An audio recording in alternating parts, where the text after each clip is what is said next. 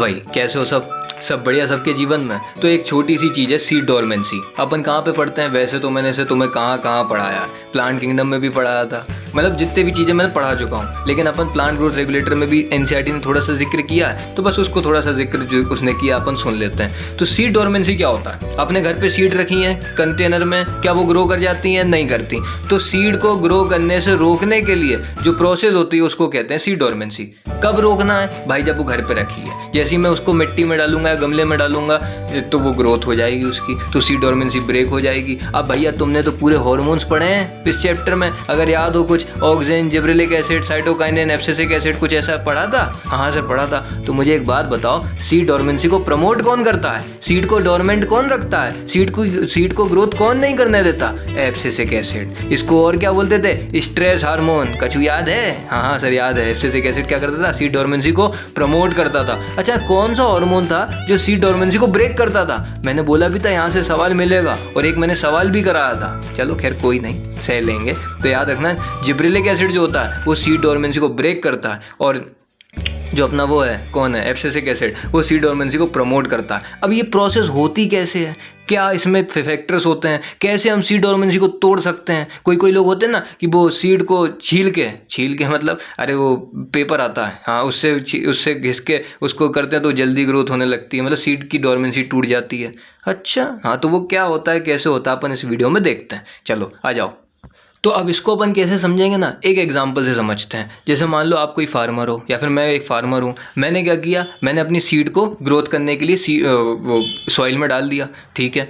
तो जैसे ही मैंने सॉइल में डाला और मैं देख रहा हूँ कि यार सीड तो ग्रोथ कर ही नहीं रही, उससे फ्लावर आ ही नहीं रहे, बहुत टाइम हो गया। एक पीरियड होता है जैसे 7 से 14 दिन, उसमें सीड ग्रोथ कर जाती है, हमें थोड़े थोड़े छोटे छोटे से वो छोटे छोटे हरे हरे से वो पत्ते दिखने लगते हैं आते हुए, लेकिन वो आ ही नहीं रहे। तो भाई एनसीईआरटी ने क्या लिखा? It is inability of seed to get germinated even if favourable conditions are present. इसका मतलब समझो कि भाई फेवरेबल कंडीशन है बाहर, मैंने सॉइल भी रख दिया, मैंने पानी भी दिया, सनलाइट भी दे रहा हूँ, लेकिन फिर भी यदि कोई सीड ग्रोथ नहीं कर रही, जर्मिनेट नहीं कर रही, तो इसको अपन क्या बोलते हैं? Seed dormancy. अच्छा अब ये क्या, अब देख एनसीईआरटी ने हमसे आगे सवाल भी पूछा कि भाई साहब क्या होगा रीजन, कि भाई सीड को अपन ने सब कुछ दे दिया, खाना पानी सब दे रहे हैं, सनलाइट भी दे रहे हैं, लेकिन वो ग्रोथ क्यों नहीं कर रही, वो डोरमेंसी क्यों नहीं तोड़ रही? तो इसके एनसीईआरटी ने क्या लिखा कि एक्सटर्नल फैक्टर भले ही फेवरेबल हो जाएं, एक्सटर्नल फैक्टर मतलब बाहर तुमने सॉइल में दे दिया, पानी दे दिया, सनलाइट भी दे दी, लेकिन कुछ इंटरनल फैक्टर्स भी होते हैं चीकू जो कि फेवरेबल नहीं हो सकते। अच्छा मतलब भले ही एक्सटर्नल फैक्टर फेवरेबल हो जाएं,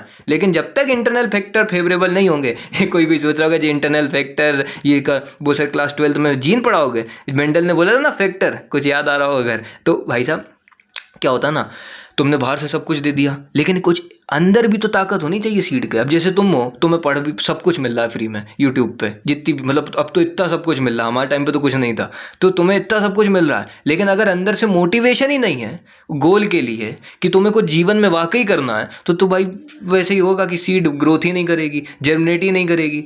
समझ, अपने से रिलेट करो चीज़ों को तो जल्दी याद होंगी। अच्छा मतलब सर आप ये कहना चाह रहे हो कि हम पढ़ते नहीं हैं? अरे नहीं पढ़ते तो सब हो देखो, लेकिन पढ़ो तो रिजल्ट भी मिले, ऐसा पढ़ो। और रिजल्ट भले ही ना मिले ना तो दुखी मत होना, क्योंकि तुम अगर मेहनत वाकई मेहनत कर रहे हो ना, तो वो मेहनत डबल इंटू 100 करके तुम्हें भविष्य में मिलेगी। ये मेरी चीज़ एक बस इतनी सी याद रखना कि कोई होता है ना रिजल्ट नहीं निकल रहा या फिर एग्जाम में मार्क्स नहीं आते, तो बड़े वो फ्रस्ट्रेटेड हो जाते हैं कि यार इतना पढ़े, गालियाँ देते हैं कि इतना पढ़े, ये नहीं हुआ वो नहीं, किताबें फेंकने लगते हैं यार बहुत से लोग। बल्कि वो तो बेचारी कुछ कहती भी नहीं है किताबें, वो तुमसे मतलब गर्लफ्रेंड भले ही नाराज़ हो जाए, घर वाले नाराज़ हो जाएं, किताबें कभी नाराज़ नहीं होती, तो उनसे भी बहुत प्यार किया करो, समझ रहे हो। चलो खैर, तो अपन कहाँ थे कि भाई एक्सटर्नल फैक्टर भले ही फेवरेबल हो, लेकिन इंटरनल फैक्टर अगर फेवरेबल नहीं है तो सीड क्या नहीं करेगी? जर्मिनेट नहीं करेगी। अब बात आती है कौन कौन से ऐसे इंटरनल फैक्टर होते हैं। अब देखो एनसीईआरटी की पूरी लाइनें चल रही हैं और इनको एक स्टोरी के फॉर्म में तुम याद कर लो। तो एनसीईआरटी बोलती है कि कौन कौन से ऐसे इंटरनल फैक्टर्स होंगे चीकू जो भाई फेवरेबल ना करने दें कि भाई जर्मिनेट हो जाए हमारी सीड। अच्छा तो कौन कौन से होते हैं?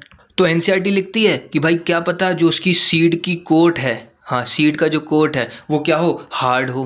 अच्छा सीड का कोट जो है हार्ड है, तो इस ऐसी सीड्स को कैसे करोगे? पत्थर से घिसना पड़ता है। अच्छा ताकि सीड की कोट थोड़ी थिन हो जाए और वहाँ से क्या हो, रेडिकल प्लूम्यूल्स निकलना शुरू हो जाए। अच्छा तो सीड कोट हार्ड हो सकता है। दूसरा क्या हो सकता है ना कि जो एम्ब्रियो है उसके अंदर, हाँ जी, वो एम्ब्रियो अच्छी तरीके से मैच्योर ना हो। हाँ जी, embryo is not mature enough to germinate into seed. अच्छा, embryo is not mature enough. ये भी हो सकता है कि भाई एम्ब्रियो जो है सही से मैच्योर ना हो, जिससे सीड जर्मिनेट ना कर पा रही हो। और भाई साहब कुछ क्या होते हैं, इनहिबिटर्स होते हैं। अब ये तो तुम्हें मैंने अभी बताया है। कौन सा हार्मोन होता था जो सीड को डोरमेंट रखता था, तो याद है कि नहीं, एब्सिसिक एसिड। हाँ जी, स्ट्रेस हार्मोन, हाँ एब्सिसिक एसिड। और क्या, और भैया para ascorbic acid, para ascorbic acid. और कौन सा, फिनोलिक एसिड। अच्छा, ये प्लांट में होते हैं, बिल्कुल सीड में। अच्छा, यदि इनकी कंसंट्रेशन है ज़्यादा सीड के अंदर तो सीड जर्मिनेट नहीं करती। अच्छा, और क्या हो सकता है, जैसे सीड के अंदर क्या होता है चीकू, एंडोस्पर्म। हाँ हाँ, यदि मान लो एंडोस्पर्म, हाँ जिसको अपन और क्या बोलते थे एंडोस्पर्म को, रिजर्व फूड। हाँ, reserve food for the plant. यदि एंडोस्पर्म एब्सेंट है तो भी ये चीज़ मतलब सीड जो है जर्मिनेट नहीं करेगी। अच्छा, क्योंकि एंडोस्पर्म नहीं होगा ना तो सीड क्यों नहीं जर्मिनेट करेगी, क्योंकि सीड को भी क्या चाहिए, फूड चाहिए शुरू में, ताकि ये जो एम्ब्रियो इसके अंदर डेवलप हो रहा है उसको फूड चाहिए ताकि रेडिकल प्यूमिल बना सके। अब एंडोस्पर्म ही नहीं है, खाने के लिए फूड ही नहीं है, तो क्या मतलब एम्ब्रियो मैच्योर होगा, नहीं। अगर एम्ब्रियो मैच्योर नहीं हुआ तो सीड क्या जर्मिनेट करेगी, नहीं करेगी। तो अपन प्लांट को क्या बोलेंगे कि इसकी जो सीड है वो डोरमेंसी में है। अच्छा ठीक है। अब एक एनसीईआरटी में सवाल लिखा है कि how to break seed dormancy, आप क्या क्या कर सकते हो, तो सुन लो। तो अब बात आती है कि अपन सीड डोरमेंसी को कैसे तोड़ सकते हैं। तो भाई दो तीन तरीके होते हैं अपने पास, आर्टिफिशियल और नेचुरल। अब देखो समझना, आर्टिफिशियल में क्या है, या तो तुम वो चक्कू नाइफ, हाँ नाइफ से क्या कर सको, उसको कट कर दो ताकि रेडिकल प्यूमिल निकल आए। अच्छा, या फिर आप सैंड पेपर से उसको रब कर दो, हाँ जी, ताकि क्या हो, सीड की जो जंप पोर्स हैं जहाँ से रेडिकल प्यूमिल निकलेंगे वो जल्दी डेवलप हो जाए। अच्छा, और क्या हो सकता है, जिब्रेलिक एसिड। हाँ, जिब्रेलिक एसिड क्या करता था, सीड डोरमेंसी को तोड़ता था, ब्रेक करता था। और प्रमोट कौन करता था सीड डोरमेंसी को, एब्सिसिक एसिड। मैं बार बार क्यों बोल रहा हूँ, क्योंकि यहाँ से सवाल आया है। अच्छा, हार्मोन वाला, ठीक। या फिर नाइट्रेट को छिड़क दो, फुसफुस करते हो ना, हाँ सेंट लगाते हो जब कोई से मिलने जाते हो, हाँ हाँ सर, वैसे ही प्लांट के ऊपर जिब्रेलिक एसिड या नाइट्रेट को छिड़क दो सीड के ऊपर, जिससे क्या हो जाएगी, सीड जो है जर्मिनेट कर जाएगी। या फिर चिलिंग इफेक्ट। चिलिंग इफेक्ट क्या होता है, सीड को क्या करो, एकदम से तुम ठंडे टेम्परेचर में ले जाओ, फिर एकदम से बाहर मतलब गर्म टेम्परेचर में ले आओ। अच्छा, इससे क्या होता है सर, वो सेल जो सीड की कोट होती है ना वो पगला जाती है, पगला जाती है मतलब रप्चर हो जाती है। अच्छा, ये तुम्हें मैं बताऊंगा क्लास 12th में, जहाँ अपन लोग वो पीसीआर वगैरह पढ़ेंगे।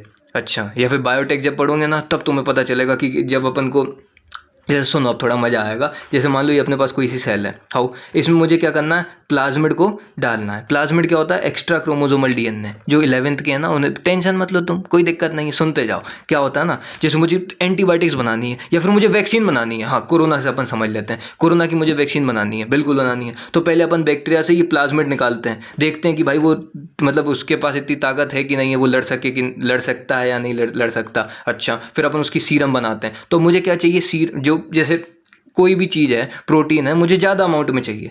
जैसे इंसुलिन का नाम सुना है, हाँ सर सुना है, वो डायबिटीज़ वाले जो पेशेंट्स को दिया जाता है, हाँ हाँ, उसके लिए अपन लोग क्या करते हैं, एसर्शिया कोलाई नाम का एक बैक्टीरिया होता है, उसका उपयोग करते हैं, उसके प्लाज्मिड का। अच्छा, उसमें उसके प्लाज्मिड में अपन ने ऐसे चेंजेस कर दिए हैं कि वो जीन जो है ना इंसुलिन बनाएगी। और इंसुलिन भाई साहब हमारी बॉडी में इंसुलिन बनता है, हाँ, जो ग्लूकोज का ट्रांसपोर्ट करता है, हाँ हाँ सर करता है, बिल्कुल करता। तो हम लोग क्या करते हैं, उस प्लाज्मिड को इस सेल में डालना चाहते हैं, हाँ जी। अब सेल में तुम्हें डालना है तो ऐसी थोड़ी ना सेल उसको ले लेगी, हाँ हाँ। तो एक प्रोसेस होती है चिलिंग इफेक्ट। चिलिंग इफेक्ट मतलब हाँ, उसको बोलते हैं हीट शॉक ट्रीटमेंट। अच्छा, वो अपन जब पढ़ेंगे ना बायोटेक में बताऊंगा, हीट शॉक ट्रीटमेंट। उसमें क्या करते हैं, सेल को एकदम से 42 डिग्री सेंटीग्रेड पे लेके जाते हैं, फिर -42 पे लेके चले जाते हैं। अच्छा, 42 फिर -42। इससे जो सेल की जो मेम्ब्रेन है वो मतलब एक सेल जो सेल मेम्ब्रेन होती है वो परमिएबल होती है, आपने पढ़ा होगा, हाँ हाँ परमिएबल होती है।